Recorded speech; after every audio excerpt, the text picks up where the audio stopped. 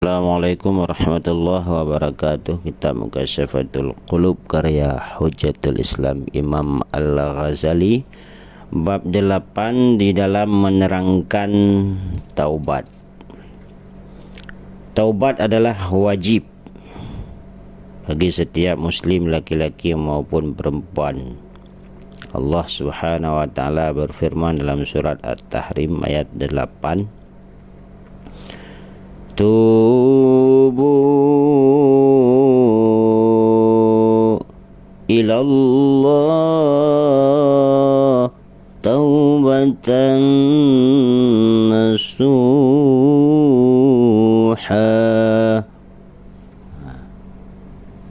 Bertaubatlah kamu kepada Allah dengan taubat yang sebenarnya, dengan taubat yang semurni-murninya.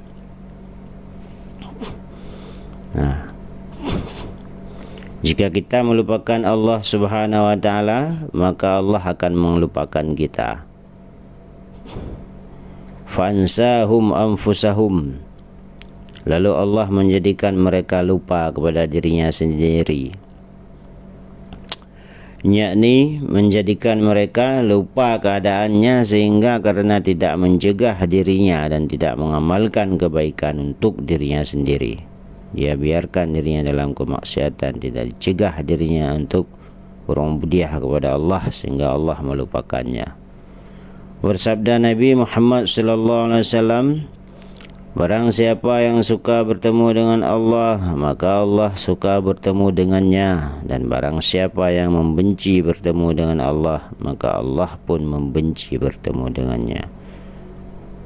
Seperti dalam surat Al-Hasyr ayat 19, ulaika humul fasiqun. Mereka itulah orang-orang yang fasik, yaitu orang-orang yang durhaka dan membatalkan perjanjiannya. Kita semua telah berjanji dalam kandungan, sobat sekalian. Jadi perjanjian itu dibatalkan oleh orang-orang yang fasik, artinya keluar dari jalan-jalan hidayah, keluar dari jalan rahmat, dan keluar mereka dari jalan ampunan Allah. Fasik itu ada dua macam. Yang pertama orang fasik yang kafir, dan yang kedua orang fasik yang fajir.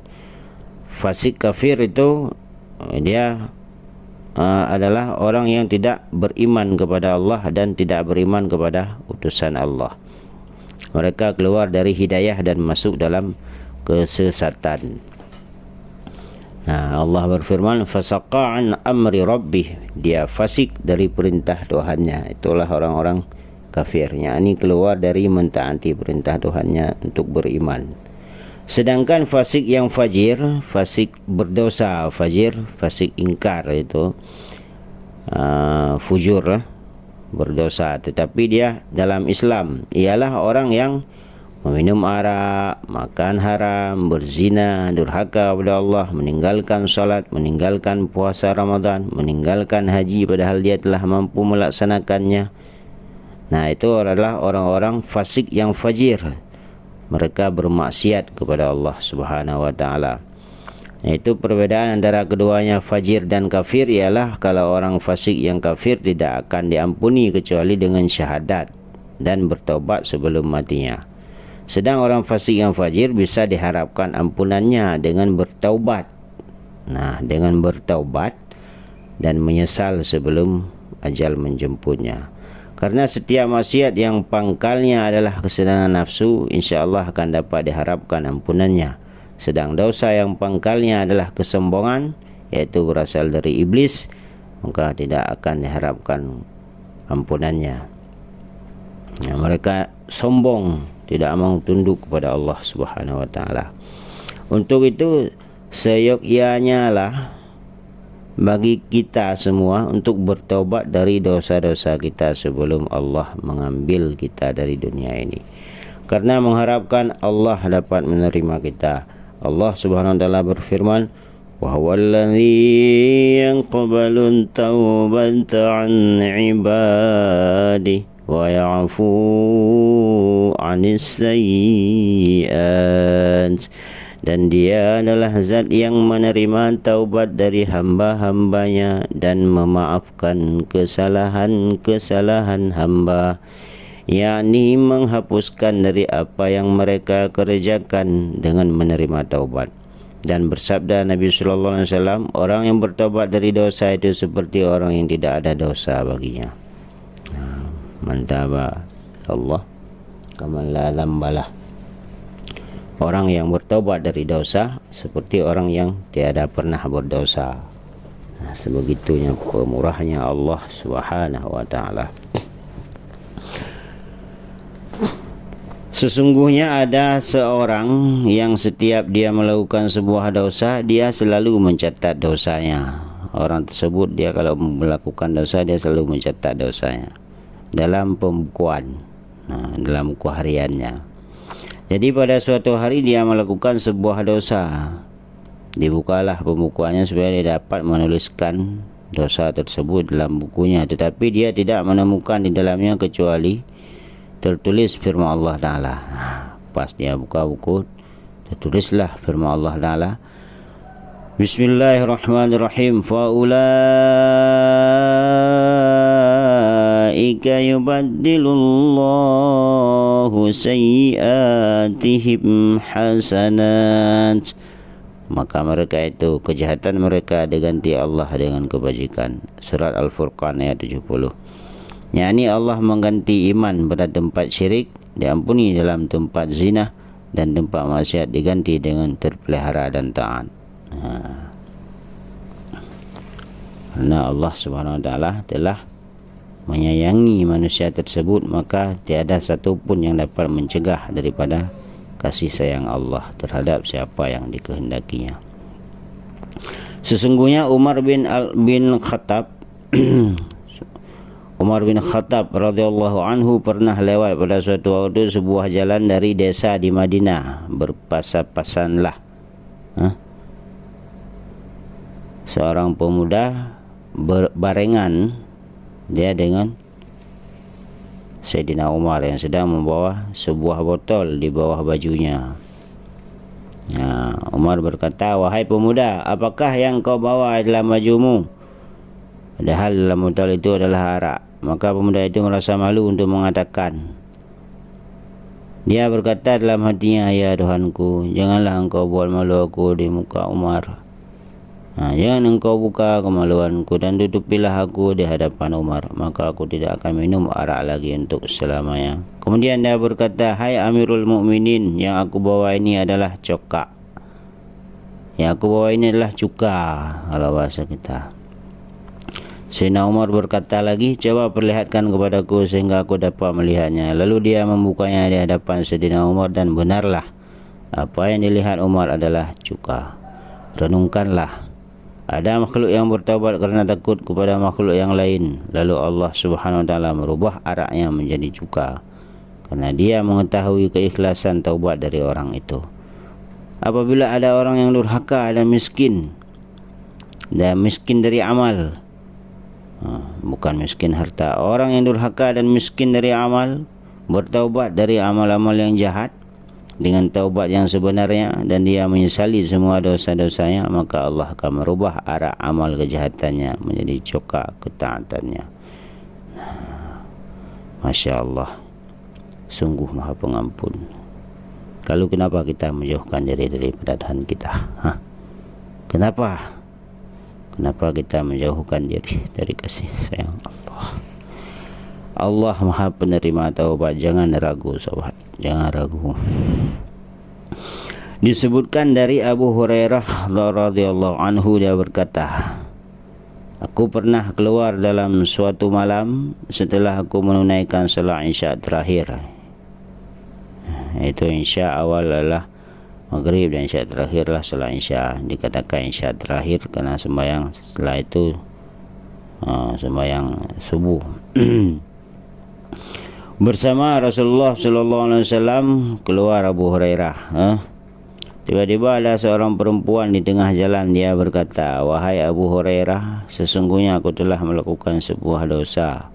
Maka apakah berguna bagiku kalau bertaubat?" Maka Abu Hurairah menjawab, "Apa dosamu itu?" Dia menjawab, "Sesungguhnya aku telah melakukan zina dan membunuh anakku dari zina itu." Ya Allah, Masya Allah, berzina, anaknya dibunuh. Lalu aku berkata, engkau telah celaka dan membuat celaka. Demi Allah, tidak ada taubat bagimu. Pingsanlah perempuan itu. Dan cerembab dia. Dan aku berlalu sambil berkata dalam hati, aku berfatwa sedang Rasulullah SAW ada di tengah-tengah kami. Maka aku kembali kepada beliau dan aku ceritakan hal itu kepada Rasulullah. Beliau bersabda, celaka engkau dan mencelakakan. Bagaimana engkau dengan ayat ini? Walladzina la yad'una ma'allahi ilahan akhar. Sampai akhir ayatnya, faulaika yubaddilullahu sayyiatihim hasanat. Dan orang-orang yang tidak menyembah Tuhan yang lain beserta Allah, maka mereka itu kejahatan mereka diganti Allah dengan kebajikan. Lalu keluarlah aku dan bertanya ke sana kemari, siapakah yang dapat menunjukkan aku kepada perempuan yang telah bertanya sebuah masalah padaku? Perempuan itu telah pergi. Anak-anak kecil sampai berucap, gila Abu Hurairah, Abu Hurairah telah gila. Tetapi akhirnya aku menemukan juga. Segitu capeknya Abu Hurairah mencari perempuan tersebut. Dia mendamai lari ke sana kemari, sampai-sampai anak-anak kecil berkata bahawa Abu Hurairah telah gila. Akhirnya Abu Hurairah menemukan juga, dan aku kabarkan padanya tentang ceritaku dengan Rasulullah. Terseduh-seduh dia karena gembiranya dan berkata, perempuan itu berkata, sesungguhnya aku memiliki sebuah kebun dan aku sedekahkan untuk Allah dan utusannya. Perempuan itu disedekahkan semua hartanya untuk Allah dan Rasulullah. Maksudnya dia wakafkan. Sebuah cerita dari Utbah Al-Ghulam rahimahullahu, dia adalah dari golongan ahli fasik dan menyimpang yang sangat terkenal kejahatannya. Siapa namanya? Ghulam, Utbah Al-Ghulam. Dia adalah peminum arak, penjahat terkenal. Pada suatu hari dia masuk dalam majlis ta'lim Hasan Al-Basri yang sedang membaca tafsir dari firman Allah Ta'ala. Saat itu dia melewati sebuah majlis ta'lim, itu majlis ta'lim Hasan Al-Basri. Kebetulan Hasan Al-Basri sedang menafsirkan ayat ini. Alam ya'ni lilladzina amanu an takhsha'a qulubuhum li dzikrillah. Belumkah datang waktunya bagi orang-orang yang beriman untuk tunduk hati mereka mengingat Allah? Apakah belum waktunya? Tidakkah datang waktu hati mereka itu takut? Pada saat itu Syekh Hasan Basri memberikan nasihat dalam menafsirkan ayat ini dengan nasihat yang dalam, sehingga membuat orang-orang menangis. Hasan Basri menafsirkan ayat ini, apakah belum waktunya? Apakah kita tidak pernah merasa takut dengan kabar yang telah diberikan melalui Rasulullah, dengan berita neraka, dengan berita syurga? Lalu berdirilah seorang pemuda dari mereka dan berkata, wahai orang yang bertakwa dari orang-orang yang mukmin, adakah Allah Subhanahu wa taala akan menerima orang fasik dan lemah seperti aku ini apabila mau bertaubat? Syekh Hasan berkata, ya Allah, ya Allah akan menerima taubat dari kefasikanmu dan kejahatanmu. Setelah Utbah Ghulam mendengar pembicaraan ini, menjadi pucatlah wajahnya, bergetar semua persendiannya, dan berteriak dengan sekali teriakan lalu roboh dan pingsan. Lalu Hasan Al-Basri mengatakan syair ini kepada pemuda tersebut setelah dia terbangun.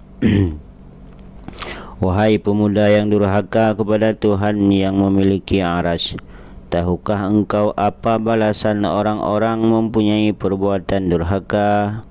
Neraka sa'ir bagi orang-orang yang durhaka. Dia mempunyai suara nyala api dan kegeraman pada harinya ubun-ubun dipegang. Kalau engkau tabah menghadapi neraka-neraka, kalau engkau sanggup dengan neraka-neraka, maka durhakalah kepada Allah. Kalau tidak, maka jadilah engkau orang yang menjauhi maksiat.